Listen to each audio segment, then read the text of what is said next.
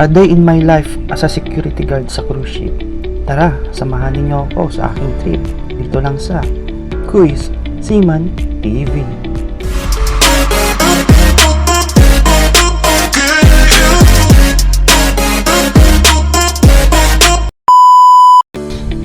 Hey yo, what's up mga kuis? Ayan, for the gala na naman tayo ngayong araw.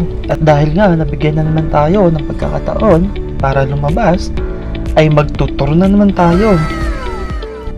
Dito nga pala tayo pupunta ngayong araw mga kuis, sa may Dunedin, kung saan makadaong ang barko namin sa may Port Chalmers. A few moments later. Medyo mahaba nga din pala ang biyahe mula Port Chalmers hanggang Dunedin. Kaya kung ikaw ay mainipin sa biyahe, ay pwede mong pagmasdan etong napakagandang tanawin na mula sa bundok ng New Zealand. Kaya naman, sit back and time to relax. Sana all. 2 hours later. Finally mga kuis, nakarating na nga kami dito sa Dunedin. Pahappy ako nga lang palang papakita ang ganda ng Dunedin. Kasi naman, mas mahaba pa yung biyahe kaysa sa pag-stay namin dito sa may Dunedin.